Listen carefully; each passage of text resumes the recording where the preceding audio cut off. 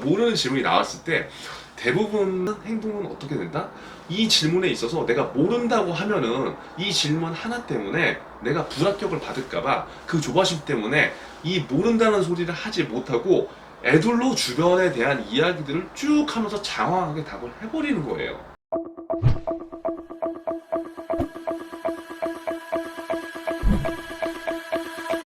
면접장에서 모르는 질문이 나올 때가 있어요. 근데 그럴 때 굉장히 위험한 행동을 하는 친구들이 굉장히 많거든요. 여러분들은 제발 이런 행동을 하면 절대 안 됩니다. 이 행동 하나 때문에 여러분들 결과가 진짜 뒤바뀔 수가 있어요.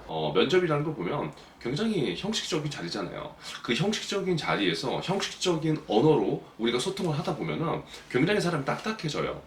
그러니까 우리가 면접을 아무리 연습해도 면접 AI를 벗어나는 게 진짜 힘들어요. 왜냐? 평소 때 우리가 뭔가 대화를 잘하는데 면접의 용어로 뭔가 이야기를 하다 보면은 내가 스스로 불편한 거죠. 자, 그런데 내가 아무리 준비한다고 해도 면접이 되면 모르는 질문을 사람이 받을 수밖에 없거든요. 자, 그러면 여기서 이제 여러분들 당황할 수가 있는 거예요. 내가 준비를 쭉 오랜 기간 해왔어. 그런데 준비하지 않은 데서 문제가 나오는 거예요. 마치 대학교나 뭐 고등학교 때 중간고사, 기말고사 시험 보는데 내가 준비하지 않은 출제 범위의 문제가 나온 거죠. 그럼 그때는 그냥 찍으면 됐어요. 근데 이 면접이라는 건 찍을 수가 있나요? 못 찍어요. 그러니까 정말 힘든 거라고요. 내가 이야기를 해야 되니까. 그러면 하는 질문이 또 많으면은 뭐 하나도 답변을 못해도 그냥 넘어가면 되는데 면접 질문도 뭐 회사별, 기업별 다 다르잖아요. 그러다 보니까 우리 취준생들 입장에서는 이 하나하나가 너무 간절한 거예요. 자, 그래서 면접에서 모르는 질문이 나오면 이런 행동을 의외로 많이 하더라고요. 모르는 질문이 나왔는데 그 질문에 대한 답을 하는 게 아니라 모르니까 어떻게 돼요? 삥 둘러서 얘기를 하는 거예요. 저 과일의 이름은 뭐예요? 라고 물어봤는데 저 과일의 이름은 사과예요. 바나나입니다. 뭐 포도예요. 제가 사과를 좋아하는 이유는, 제가 바나나를 더 좋아하는 이유는, 뭐 제가 포도를 더 많이 자주 먹는 이유는, 이렇게 하면서 답을 내고 그에 대한 이유를 이야기해야 되는데 지금 답을 모르죠. 그럼 답을 모르니까 어떻게 해요? 네, 맞아요. 저는요 어렸을 때부터요 친구들과요 동네 뒷산에서요 놀다가요 너 하면서 자꾸 주변을 맴도는 거예요. 이런 느낌이라고요. 그러니까 모르는 질문이 나왔을 때 대부분 하는 행동은 어떻게 된다?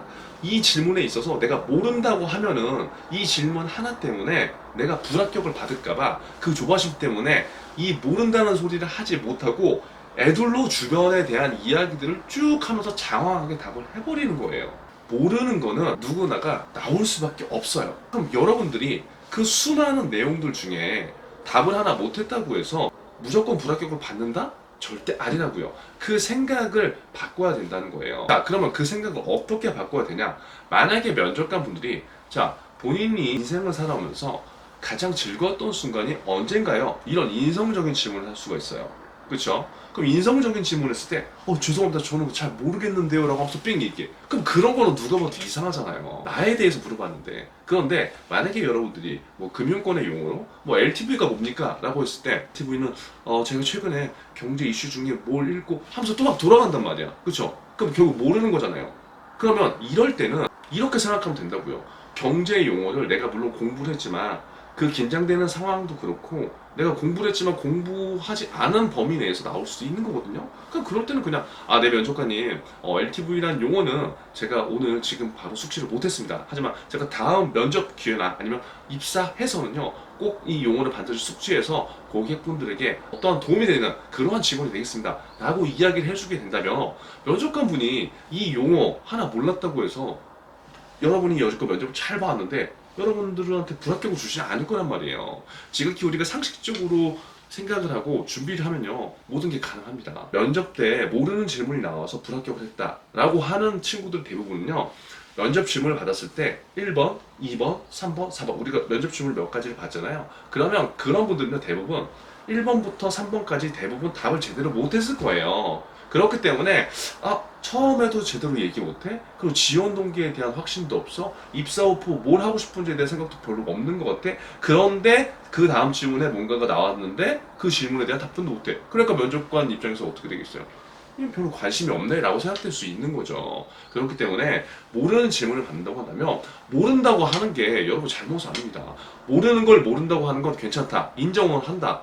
하지만 그 인정하는 곳에 끝나지 않고 그것에 대해서 내가 어떻게 보완하고, 예를 들어서 그것에 대해서 내가 어떻게 뭔가를 할 거지, 그 다음에 대한 이야기를 여러분들이 이야기를 해준다면 전혀 상관없다는 거예요. 즉 모르는 게 있을 수는 있다. 그렇기 때문에 모르는 게 하나 나왔다고 해서 여러분들의 면접 점수가 엄청나게, 그게 뭐 여지껏 내가 잘했는데 그 하나 때문에 결과가 확 바뀌지 않는 거기 때문에 여러분 걱정하지 마세요. 그리고 안심하시고요. 면접을요 100점을 맞으려고 하면요 여러분들의 부담감은 엄청나게 올라가요.